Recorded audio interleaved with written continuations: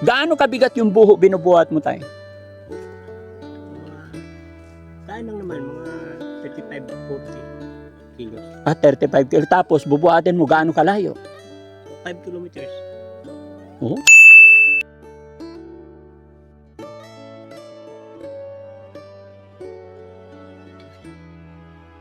Ilang oras mong babiyahin yung 5 kilometers? Isang oras na kalahati. Layo nun, 5 kilometers.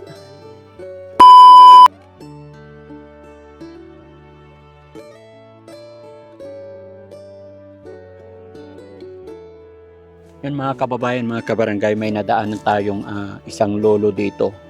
Tanghaling tapat mga kababayan, 12:30. Pero nadaanan namin si tatay na napakasipag na nagbubungkal, naglilinis ng damo. So, kakausapin lang natin at ako kumustahin.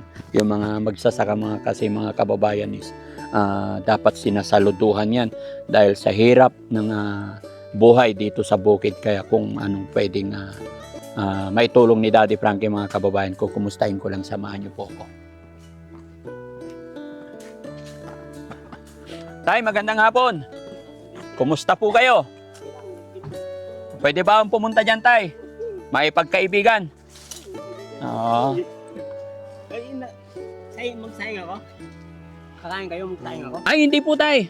Bali, nadaanan ka lang namin. Kukumustahin ka lang kasi napansin ko, napakasipag mo. Ang init-init, oh. Anong oras na? Ano pala pangalan ni Tatay? Berne. Tatay Bernie. Oh, ilang taon na po kayo? 65. Okay. Ako nga pala si Daddy Frankie. Huwag po kayong mag-alala, wala kaming masamang intensyon gaya ng aking sinabi. Nadaanan lang po namin kayo, kaya gusto ko lang po makipagkaibigan sa inyo. Tatay Bernie, may asawa po ba kayo? Oo, mayroon. Nasaan po pamilya nyo? Sa probinsya yung pamilya namin. Saan probinsya nyo po? Iloilo. Taga Iloilo kayo.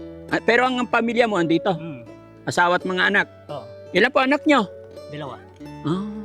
So itong pinagtatrabaho nyo, lupa nyo to? Hindi, yung may-ari ito. Ibang may-ari ito. Bakit kayo nandito? Pinatira kami ng kapatid niya dyan sa bahay niya. Bali, ano trabaho nyo po dito, Tay? Ito lang mga tanim-tanim, tabas. Kaya nga po, ibig kong sabihin, sinisweldohan nila kayo dito? Wala naman, yung produkto sa lupa nila, yung wala na hindi sila nakialam. So parang kayo lang yung nagbabantay ng lupa. Doon sa bundok malayo. Huh? 5 kilometers sabihin mo kay So gaano na kayo katagal sa kanila tayo nagtatrabaho? mga 12 o 14 years. 12 years na kayo sa kanila. Kumusta naman ang buhay? Okay naman. Kumusta naman buhay magsasaka? Okay naman. Sabi kasi nila tayo, napakahirap daw buhay dito sa bukid. Mahirap kung kung tamad ka, pero kung masipag ka, tiyaga-tiyaga lang, brad. Pag may tiyaga, Tiyaga, may nilaga. Pansin ko nga, ang daming kamuting kahoy. Anong usually pagkain dito tayo? Ang dami mga kamuting kahoy, tapos San Fernando, No? Ano yung San Fernando? yung Camarines ba? Malaki yung parang gabi na malaki ba? Tawag sa inyo yung gabing malaki, San Fernando. Ano naman yung Camarines? So, sa probinsya namin, Camarines yung tawag noon. Pero dito, tawag nila San Fernando. Ay, ganun. Ang init, mga kababayan, mainit. Tay, pwede ba tayong tumabi? Makipagpintuhan lang. Pumunta tayo sa lilim. Dito. Ayan. 65 years old. Si Tatay Bernie, mga kababayan, at nadaanan namin dito sa lugar. Anong eksaktong lugar ito, Tay? Pintong Bukawi? Bintong? Pintong? Bukawi. Bukawi. San Mateo Rizal. San Mateo Rizal. Bundok-bundok, no? Oo. Pero maganda na rin pala yung lugar, no? Gandang lugar. Ayan. Kumusta ang buhay natin, Tay? Okay lang. So dito lang kayo talaga? Diyan na rin kayo, itong bahay ninyo? O bahay ng Bahay boss ng kapatid. ninyo? Bahay ng kapatid niya. Ay, bahay ng kapatid niya. Bahay ng kapatid ng amo nyo. Pero diyan din kayo natuloy. Oo, dyan. Gaya sinabi mo, 12 years na kayo diyan. Tapos, ang pinagkakakitaan nyo lang, pagkain yung mga gabi, ganun. Oo. Mga produkto. Kalakalo pang tanim-tanim. Ay, kalakal, yung binibenta, ano? Hakot ng buo yung dahil maraming order sa akin eh. Ano mga order Buho. tayo? Mga buho ba? Buho. Buho. Ang Ay, kawayan yung kawayan na nyog. Ay, kawayan na nyog. Manipis ba? Kawayan na manipis.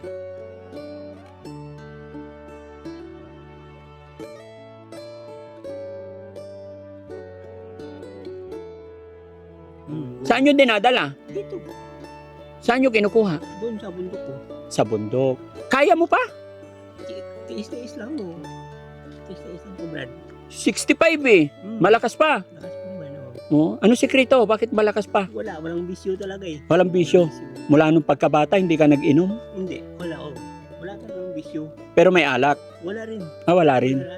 Oh. Yung mga anak mo tayo, nasaan na sila? Yung isa dyan, nag-auling yung isa. Anak mo nag-uuling naman. Hmm. Dito na rin lumaki. Oh. Dito na Hmm. Yung mga kahoy dyan sa loob yan, ulingin namin yan eh. Ayun ang bali hanap buhay ninyo. Magkano naman ang ano tayo? Magkano isang sako uling? 300 yata ang isang sako. Hmm. Pero ang hirap ang uling, Brad. Mahirap.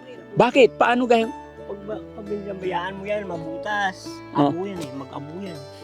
Mag-abo yan. Paano mabutas? Paano nga ba gumawa ng uling tayo? Tabunan lang ng damo. Oo, tapos? Ayan, tapos tabunan ng damo, tapos tabunan ng lupa. Oo. Pag walang damo, tabunan mo ng lupa, hindi naman mag-apo yan. Ang hirap talaga. Ilang oras po? Mga arawan, 3 araw. 3 araw bago matapos yung uling? Depende sa laki ng pagpurma mo.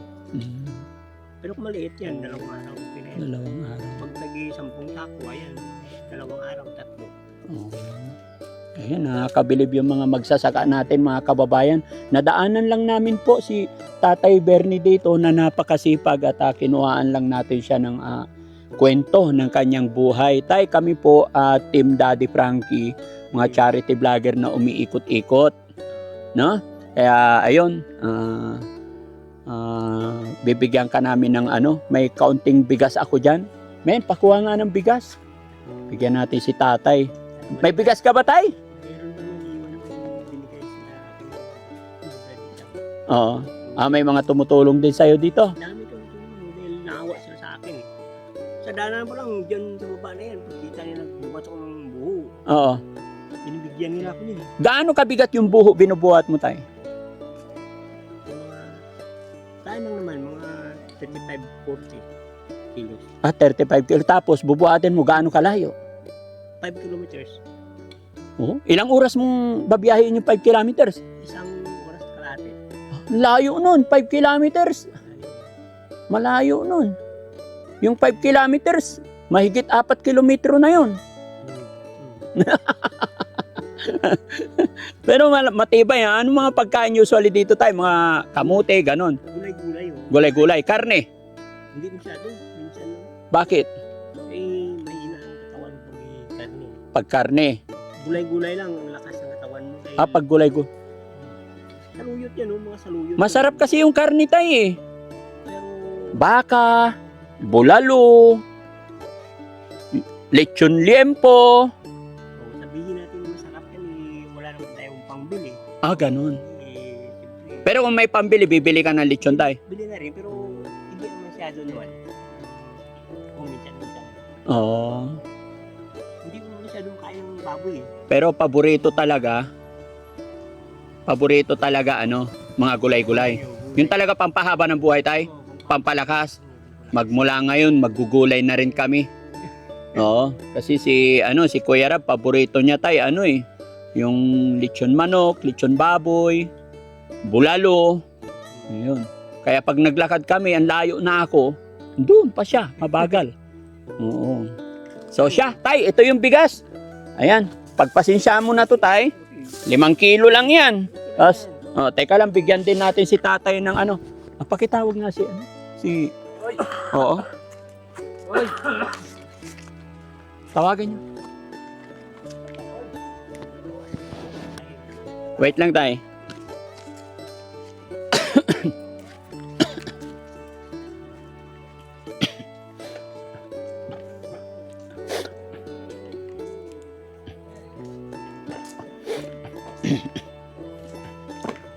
Tay, pagpasensya mo na ako ano yung nakayanan namin, 5 kilo lang yan. At saka ito'y ibibigay ko sa'yo para may pambili ka kung ano pa ang kailangan mo. Pero tay, bago matapos ang video ito, syempre magpapasalamat po ako kay Boy Sardinas kasi ang area na to, siya po yung dahilan ba't kami nagawi dito dahil tutuloy kami sa bahay niya at mayroon kaming collaboration. kaya ka namin nadaanan dito because of Boy Sardinas. Actually mga kababayan, andito si Boy Sardinas. Bro, halika. Yan. Mga kababayan, mga kabarangay, si Boy Sardinas isa kagaya rin nating charity vlogger, tumutulong sa mga kababayan natin may hirap kagaya ni tatay. Kaya support natin at saludo ako kay Boy Sardinas dahil kahit sa malit na kaparaanan, ay ayun nga po mga kababayan, napakarami natin mga kababayan na may hirap. Kahit sabihin natin 5 kilong bigas, pag naiatid natin yan sa mga kababayan natin mahirap, ay malaking bagay na po yan. So tay, sana makatulong to sa'yo. Pagpasensya mo na to, 3,000 po. Salamat. Oh. Salamat, Brad. Oh. Di ba? Ano masasabi ni tatay? Nakatanggap siya ng blessing today? Salamat sa mga nagbigay ng tulong sa akin. Oo. Nahirapan ako sa pagkuhan pero sa laking tulong nyo, ginawa ko ng maluwag dahil sa tulong ninyo. Kaya maraming salamat po sa inyo lahat. Sa mga vlogger na to at sa inyo, salamat. Maraming salamat. Ayan lang. Ano bang pagsubok na pinagdadaanan ni tatay ngayon? Ayan yung pagbuhat ng mga buho na yan. Ayan, maraming pagsubok yan dahil ang matarik yung bundok, hindi mo maakyat ng isang paa mo, may tungkod ka na dala eh. Oo. Tungkod lang nakapamirsa sa makaakyat. Para sa- mag-control. Oo. Bakit tay? 65 ka na, hindi ba pwedeng ipaubaya mo na sa iba yung mga ganyang trabaho kasi matanda ka na? Hindi naman dahil pag tinigil ko, katawan ko, mahina na rin. Ay, na rin. Nasanay na sa kanyang trabaho. At the same time, doon din kayo kumukuha ng mga pang-araw-araw ninyong pangailangan. Oo. Yan. So, yun mga kababayan, gaya ng aking sinabi, papasalamat ako kay Sir Boy Sardinas dahil sa kanya nakarating tayo sa kanilang lugar. Sir, ano naman masasabi mo at ako'y magpapasalamat kasi nakarating kami dito. Ano naman masasabi mo at nandito ang Team Daddy Frankie? Abay, sobrang thank you po ako sa Team Daddy Frankie kasi napansin niyo si Tatang Bernie at ay mas natulungan po siya kasi hindi na po siya masyadong umakyat ng bundok at ay para kumuha ng buho. Talagang narating po namin yon, lugar niya ay talagang hindi po namin kaya po ito. Ito po yung hook ng Rizal. Baka gusto niyo pong puntahan yung lugar ni Tatang. Sige, pagka may time tayo, sana makita rin natin yung lugar ni tatay, no? Ayun, mga kababayan, gaya ng aking sinabi, si Boy Sardinas, isa rin charity vlogger. Nanawagan din ako sa mga kapwa nating charity vlogger, magkaisa tayo, sama-sama tayo para mas tumibay pa, mas lumakas ang pwersa natin para makatulong sa mga kababayan natin na ngailangan ng tulong. Ayan, maraming salamat at syempre bago matapos ang video ito, kung naibigan nyo po at nagustuhan nyo ang ginagawa namin, mangyari lang po maglalambing si Daddy Frankie, paki-share yung videos na ito para sa ganoon ay mas makatulong pa tayo. At syempre shoutout natin ang ating mga kababayan nasa ibang bansa, mga kababayan nating OFW, maraming salamat po sa inyong walang sawang pagsuporta sa aming mga charity vlogger at lalong-lalo na ang Team Rise Above headed by Tita Hanes. Thank you so much po sa inyo. Mabuhay po tayong lahat mga charity vlogger and God bless po. God bless.